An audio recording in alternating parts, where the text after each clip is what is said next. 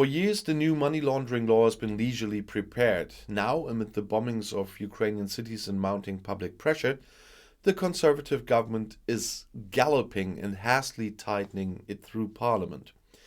As early as the end of the week, Queen Elizabeth II could put the law on white-collar crime into force.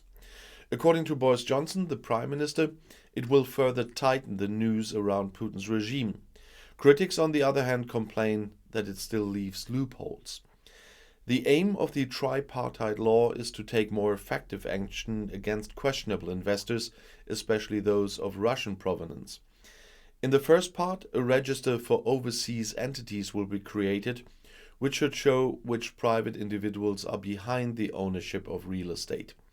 The ownership structure, according to Transparency International, Russians are said to have invested more than 1.8 billion euros in London real estate market alone, are often artfully concealed, especially with companies based in foreign tax havens whose corporate structures are difficult to understand.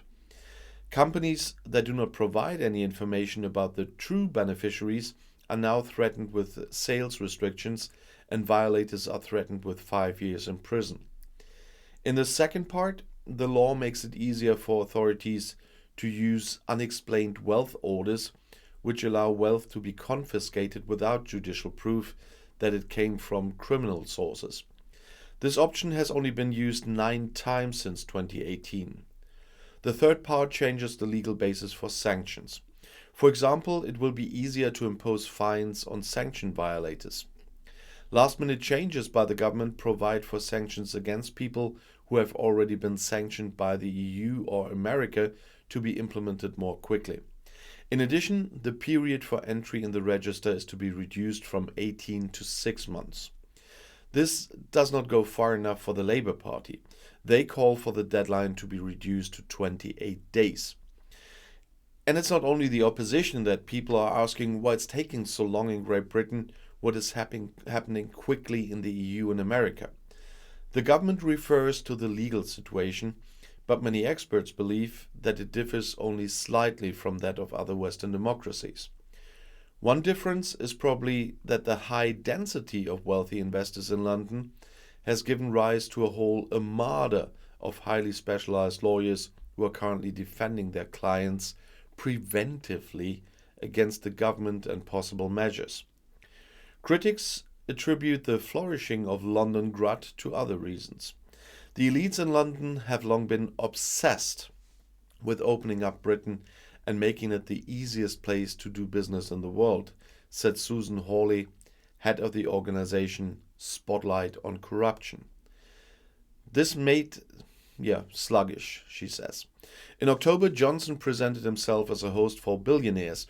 When told at the Global Investment Summit in London that those in attendance represented some $24 trillion, he said to laughter, "I want to say to each and every one of those dollars, you are welcome in the kingdom, and you are at the right time when you come to the right place now." Until recently, the Conservative Party in particular showed hardly any fear of contact with wealthy Russians. They took donations from them, and celebrities as the former Prime Minister David Cameron and then London Mayor Johnson retaliated by playing tennis in public. Whole sectors now live from the rich investors, only some of whom come from Russia, of course.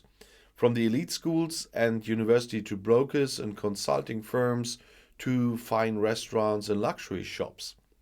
The downside for Londoners is not only high real estate prices, but also the loss of traditional life in many parts of the city with uninhabited streets. In recent years, many wealthy Russians have made it into high society, where they often appear as patrons of the art, benefactors, or even as the owners of famous football clubs, like the oligarch Roman Abramovich, who is currently selling his possessions unmolested by sanctions. But it's not always easy to prove that rich Russians have ties to the Kremlin. Many biographies are full of curves. Some were surprised when Yevgeny Lebedev, a friend of the Prime Minister, appeared in the press as a borderline case on Sunday.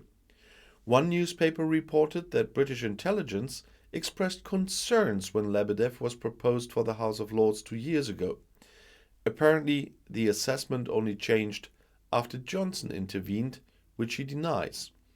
Lebedev has lived in London since he came to the city at the age of 8, the son of a diplomat, as well KGB officer and oligarch, Alexander Lebedev. He's now a respected publisher. While the father was still defending the annexation of Crimea in 2014, the son, in an open letter to Vladimir Putin in his Evening Standard, called for the war against Ukraine to be ended immediately. "We must not play Putin's game and turn it into a witch hunt against every Russian in the kingdom," Johnson said on Monday, speaking to the press with the Prime Ministers of Canada and the Netherlands, Justin Trudeau and Marc Rutte, with whom he previously discussed how to proceed against Moscow. The new law shows that confiscating the assets of criminal elites is progressing more quickly than people expected, he says.